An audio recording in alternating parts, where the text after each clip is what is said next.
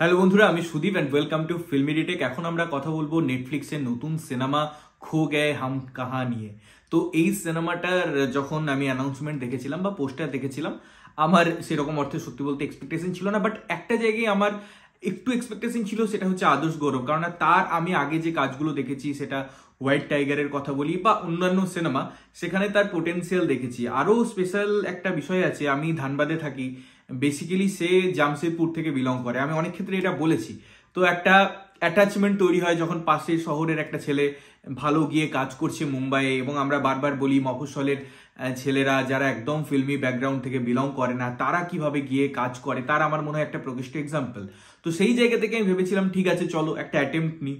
But এই সিনেমাটা দেখে সত্যি আমি ছিটকে গেছি, এবং সিনেমার যে গল্পটা, যে ফিলটা দেওয়া হয়েছে, সেটা খুব রিলেভেন্ট, যার জন্য আমাদের জেনারেশনকে খুব ইজিলি সিনেমাটা কানেক্ট করতে পারে। খুব ইজিলি আমরা কানেক্টেড হয়ে যাই তার যে থিওরি, তার যে প্র্যাকটিক্যাল, তার যে প্রেজেন্টেশন, সেই সব বিষয়ে।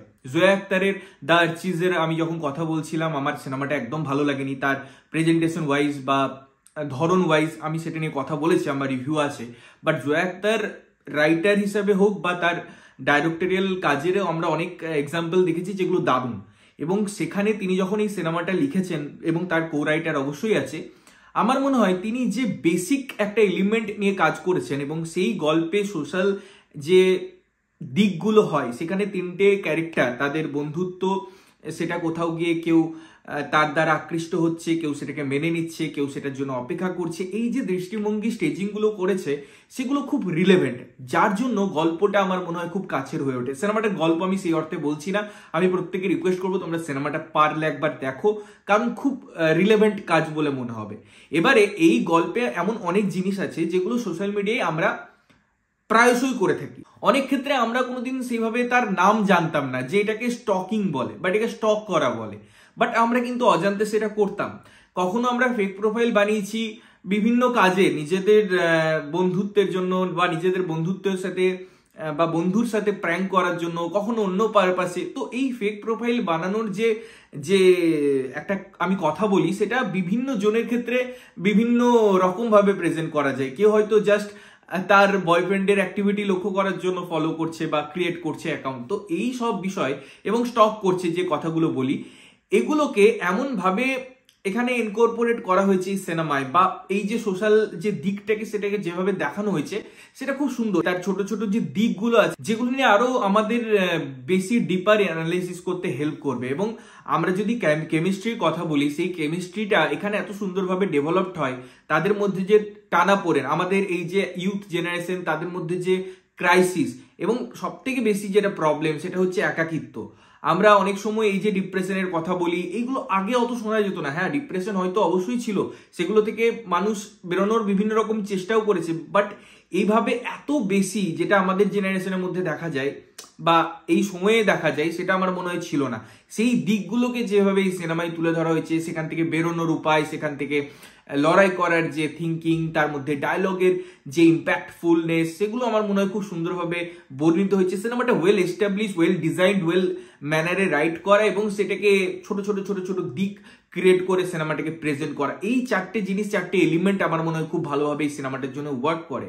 সিনেমাটার অবশ্যই যে ফিল গুড ব্যাপারটা আছে, যে মিউজিক আছে, যে কালার আছে, যে টোন আছে, সেটা ওই যে অডিও ভিজুয়াল আমাদের এক্সপিরিয়েন্সটা, সেটা আরো সুন্দরভাবে ইনহ্যান্স করে। এবং অভিনয়ের ক্ষেত্রে আমি যদি কথা বলি, আমি অনন্যা পান্ডের কাছ থেকে একদমই এক্সপেকটেশন রাখিনি। সেই জায়গা থেকে এক্সপেকটেশন রাখিনি বলে যে ভালো লাগছে তা নয়। আগে একটা সিনেমা এসছে, সেই সিনেমাতেও কিন্তু অনন্যা পান্ডে ভালো অভিনয় করেছিল, এবং এই সিনেমায় কিন্তু তিনি প্রমাণ করেছেন যে শুধুমাত্র নেপোকিট নেপোকিট বলে হয় না, তার একটা স্কিল বা তার একটা ক্রাফট নিয়েও আমাদেরকে অনেক সময় কথা বলতে হয়। অনেকে এখনো আলিয়া ভাটকে নিয়ে খিল্লি করে, এখনো অনেক কথা বলে, but end of the day তিনি কত ভালো অভিনেত্রী সেটা দেখা গেছে। সঞ্জয় লীলা বানসালি এমনি কাউকে কাস্ট করে না, সেটা আমরা প্রত্যেকেই জানি। তো আমার মনে হয় অনন্যা পান্ডের মধ্যে ক্যাপাসিটি আছে, এবং একটা অ্যাক্ট্রেস হোক বা একজন নর্মাল মানুষই হোক, সে যদি নিজেকে নিয়ে কাজ করে, নিজের ক্রাফট নিয়ে কাজ করে, তো সেই জায়গায় যেতে পারে, যেটা দরকার। আগে ওয়ার্কশপগুলো কেন করানো হতো? যাতে সেই ক্যারেক্টার নিয়ে, সেই মানুষজনদের নিয়ে সাথে থাকা যায়। এবং অবশ্যই আমি গৌরবের কথা বলছিলাম, গৌরবের অভিনয় আমার চিরকাল ভালো লাগে, এবং সেখানে তো অভিনয় এই সিনেমায় দারুণ করেছেই, তার সাথে সাথে সে যেভাবে তার ক্যারেক্টারটাকে ফুটিয়ে তুলেছে, বিভিন্ন দিককে তুলে ধরতে হেল্প করেছে, সেটা অনবদ্য। একটা ওয়েব সিরিজে দেখবেন কিভাবে তার নেগেটিভ রোলটা সে প্লে করেছিল, খুব ভালো। এবং সে যেভাবে কাজগুলো করছে, তার আমি যদি ফিল্মোগ্রাফির কথা বলি, সেখানে দেখবেন ক্যারেক্টারগুলোর সাথে একটা অপরের ক্যারেক্টারের কোনো মিল নেই। তো তার ক্যারেক্টারগুলোর বিভিন্ন লেয়ার, বিভিন্ন ডেপথ, বিভিন্ন ম্যানার থাকে। আমি দেখেছি তার স্ক্রিপ্ট চুজিং এর ক্ষেত্রেও, তো সেই জায়গায় সে অসামান্য অভিনয় করেছে। এবং প্রত্যেকের অভিনয়, আমি অন্যান্য ক্যারেক্টারেরও কথা বলবো, বেশ ভালো।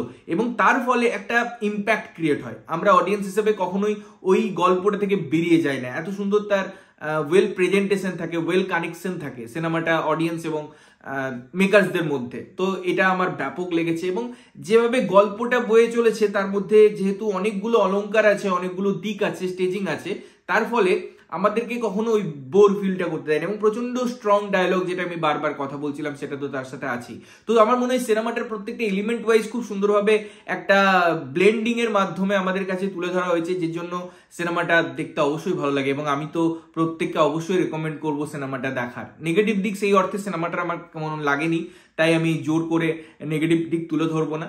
আমার যদি সিনেমাটা আগে দেখতাম, তাহলে অবশ্যই 2023 যে টপ 10 লিস্ট ছিল সেটা চেঞ্জ করতে হতো এবং এই সিনেমাকে একটা জায়গা দিতেই হতো। তো আমি অবশ্যই বলবো 2023 যদি সেরা সিনেমা আমাকে বিচার করতে হয়, সেই লিস্টেও কিন্তু এই সিনেমাটা অবশ্যই থাকে। তো এই ছিল আমার মতামত এই সিনেমাটা সম্পর্কে। তোমরা যদি দেখেছো, কেমন লেগেছে অবশ্যই কমেন্ট করে জানিও। ততক্ষণের জন্য ভালো থাকবে, সুস্থ থাকবে এবং সবসময় ভালো জিনিস দেখবে। চ্যানেল যদি প্রথমবার দেখছো, লাইক, কমেন্ট, শেয়ার করতে হবে, সাবস্ক্রাইব করতে হবে, যাতে প্রত্যেক নোটিফিকেশন তোমাদের কাছে পৌঁছায়। ততক্ষণের জন্য টাটা।